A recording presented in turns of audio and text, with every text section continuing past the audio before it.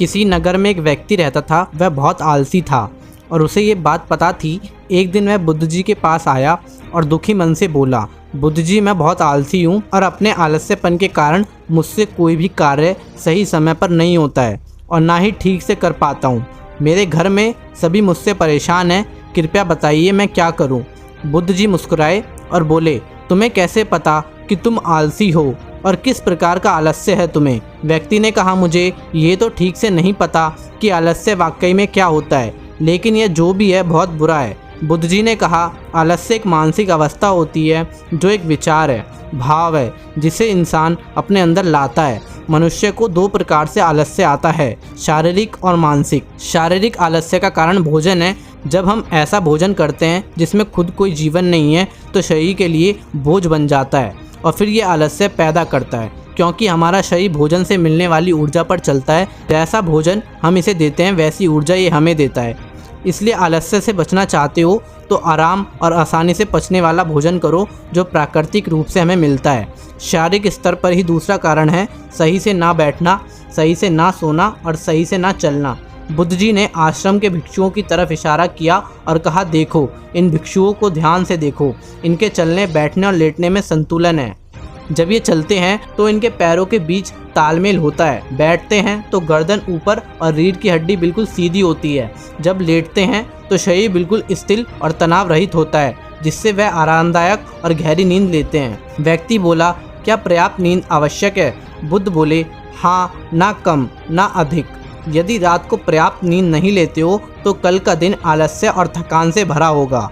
व्यक्ति ने कहा, आपने सच कहा, ये मैंने भी महसूस किया है। बुद्ध बोले, शारीरिक स्तर पर तीसरा कारण है सुबह जल्दी ना उठना। जल्दी तभी उठ पाओगे जब रात को सही समय पर सोओगे।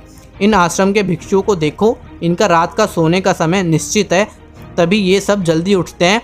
हर एक भिक्षु का अनुशासन होता है और वही इनका जीवन में संतुलन लाता है।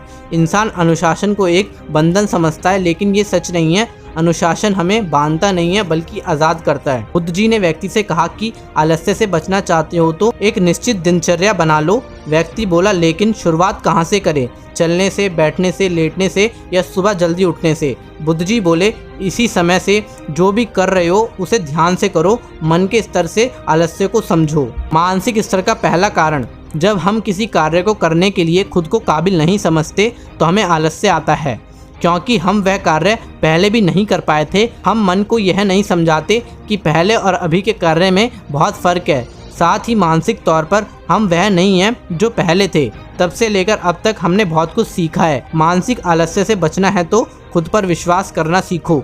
मानसिक स्तर पर दूसरा कारण है आलसी और छोटी सोच वाले व्यक्तियों के साथ रहना। कई बार देखा गया है कि हम आलसी नहीं होते, लेकिन ऐसे लोगों के साथ रहने से हम भी वैसे ही हो जाते हैं। वह व्यक्ति बोला, आप सही कह रहे हैं, ये मैंने भी महसूस किया है। बुद्ध बोले, मानसिक स्तर पर तीसरा कारण काम को टालना। मानसिक तनाव का सबसे बड़ा कारण है हमें पता नहीं चलता, लेकिन धीरे धीरे ये आदत हमारे अंदर घर कर जाती है और ज़िंदगी खराब कर सकती है। बुद्ध ने कहा, मानसिक आलस्य का चौथा कारण है लक्ष्य स्पष्ट ना होना। मान लो तुम एक रेगिस्तान में फंसे हो और तुम्हें प्यास लगी है, तो क्या करोगे? वह व्यक्ति बोला, मैं पानी ढूंढने के लिए आसपास किसी गांव की तलाश करूंगा। बुद्ध बोले, यदि कोई गांव नहीं मिला तो क्या करोगे? वह व्यक्ति बोला, तो भी मैं ढूंढने का प्रयास करूंगा, क्योंकि मेरे पास और कोई विकल्प नहीं है। बुद्ध बोले, जब किसी के पास स्पष्ट लक्ष्य ना होना है, यदि सुबह उठकर व्यायाम नहीं कर पा रहे हो तो तुम्हारी नज़र स्पष्ट नहीं है कि तुम्हें व्यायाम क्यों करना है। यदि तुम भविष्य में होने वाले रोगों के प्रति सचेत नहीं हो। मानसिक आलस्य का पांचवा कारण है किसी कार्य को करने की बड़ी वजह ना होना। मान लो तुम किसी सुनसान जगह से कीमती गहने लेकर जा रहे हो, तुम थक गए हो और बैठना चाहते हो। यह सोचकर तुम पेड़ के नीचे बैठ जाते हो। तुम देखते हो कि सामने से कोई डाकू आ रहा है, तो क्या ऐसे में भी तुम्हारा आलस्य तुम्हें भागने से रोकेगा? नहीं, तुम्हारा आलस्य सिर्फ उन्हीं कार्यों को करने से रोकता है जिन्हें करने की बड़ी वजह नहीं होती है। बुद्ध ने कहा, मेरी बात ध्यान से सुनो, जहाँ स्पष्टता है और कार्य करने की बड़ी वजह है वहाँ आलस्य हो ही नहीं सकता। वह व्यक्ति गौतम बुद्ध से बोला, मुझे आलस्य का सारा खेल समझ आ गया है। ऐसी ही कहानी देखने के लिए वीडियो को लाइक करें और चैनल को सब्सक्राइब करके बेल आइकन को प्रेस जरूर करें, ताकि आपको आने वाली वीडियोस के नोटिफिकेशन तुरंत मिल जाएं। मिलते हैं नेक्स्ट वीडियो में।